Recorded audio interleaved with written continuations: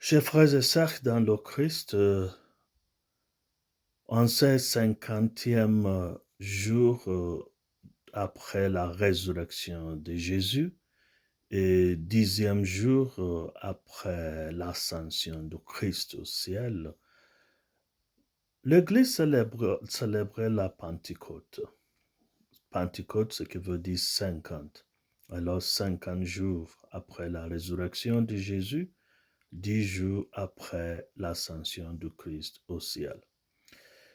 Alors, traditionnellement, chez les Juifs, c'est une fête des- qui propose un souvenir de la présentation de la Torah, ça veut dire la loi de Dieu à Moïse. Et cette fête nous rappelle l'importance de la loi. Ça veut dire, en vivant selon les exigences du bon Dieu, nous serons les enfants de Dieu, nous allons vivre selon la volonté de Dieu. Alors c'était ça que soulignaient les Juifs le jour de la Pentecôte. Mais pour nous les chrétiens, la perspective est un peu changée. Et le changement vient du fait que le jour de la Pentecôte, avec le don de l'Esprit Saint, sur la multitude des personnes, oui, au Cénacle, il y avait Marie et les apôtres. L'Esprit Saint est descendu sur eux, mais en Luc, dans la première lecture de ce dimanche, nous décrit une réalité qui montre qu'il y avait plusieurs personnes et ressortissants de plusieurs pays et de plusieurs tribus qui étaient là et qui ont constaté la nouveauté qui est arrivée. Ça veut dire l'arrivée de l'Esprit Saint, et qui ont entendu dans leurs langues respectives la bonne nouvelle proclamée par Pierre. Alors, d'habitude, l'ajustement à faire, ou bien la transition que l'Église souligne, c'est ce que la Pentecôte n'est plus une fête uniquement dédiée aux Juifs, mais c'est une fête qui démontre un Dieu qui souhaite l'unité du monde entier.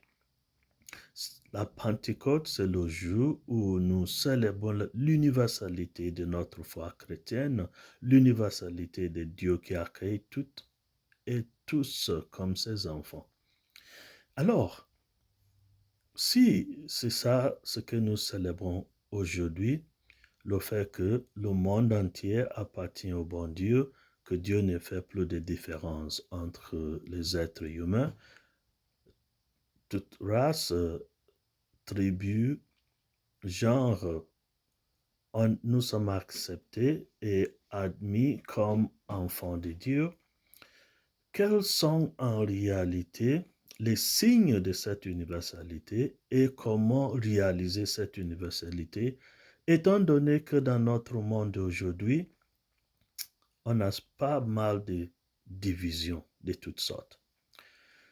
Bon, à travers la première lecture d'aujourd'hui, le Père de l'Église nous parle du fait que l'amour est un langage de l'universalité.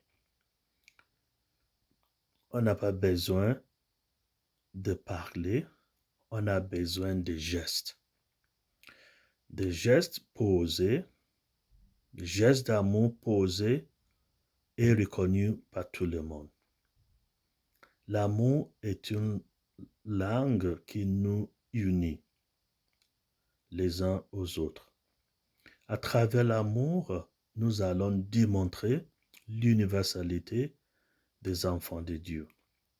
Ça suffit de poser des gestes d'amour pour que les autres reconnaissent que nous sommes les enfants de Dieu. Alors, un langage d'unité, c'est le langage d'amour.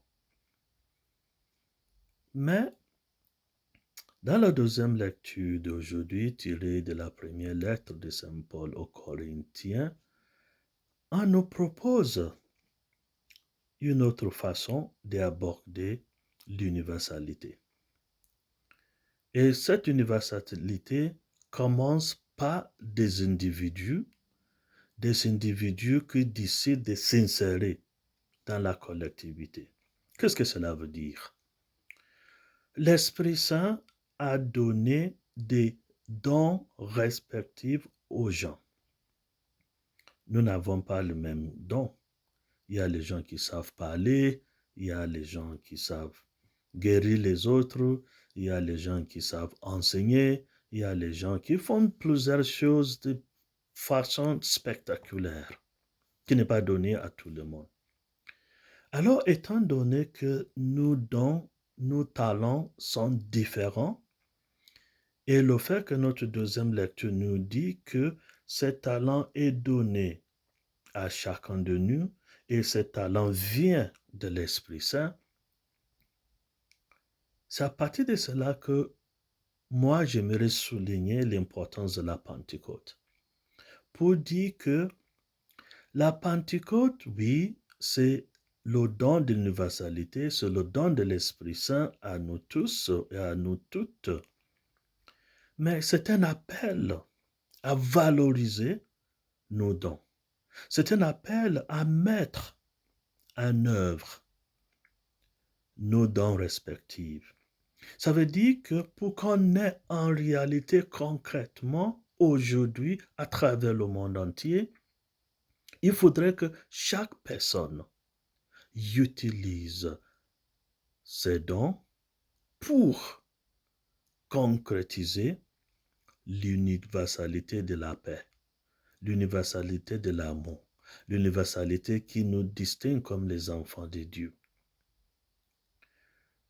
Ça veut dire que l'universalité là ne sera pas réalisée à ce que moi, j'y participe, à ce que toi, tu participes, à ce que tout et chacun met ensemble ses dons pour créer cette unité.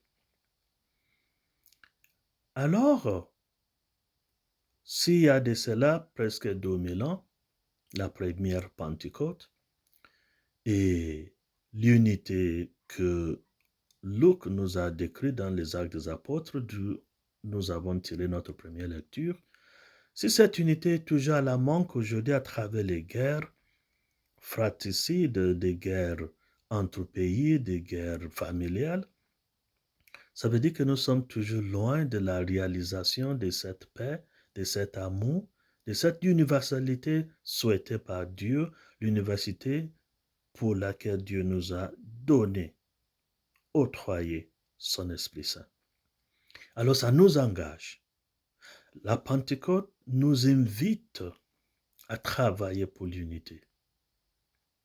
Et Dieu compte sur nous tous, nous toutes, pour réaliser cette universalité concrètement dans notre lieu de travail, dans nos familles respectives, dans nos pays respectifs et dans tout là où nous sommes, où nous nous trouvons. Alors, la Pentecôte est un devoir. Ce n'est pas quelque chose qui est déjà réalisé.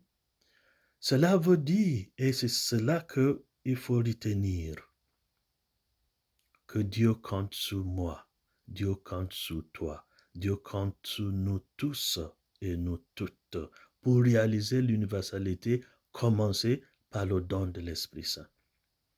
Alors c'est la Pentecôte, mais c'est le jour de se rappeler de l'importance de chacun et chacune de nous. Et cette importance, c'est parce que Dieu veut réaliser l'universalité, l'amour, la paix, l'harmonie à travers ce que j'ai fait concrètement pour la réalisation de la paix, l'amour et le progrès dans le monde entier. Si dans l'Évangile, Jésus avait donné le pouvoir à travers l'Esprit Saint à quelques personnes, les dirigeants de l'Église, pour pardonner les péchés au nom de l'Église, au nom de Dieu, au moins, chacun et chacune de nous, nous arrivons à pardonner personnellement à tous ceux et celles qui nous ont offensés.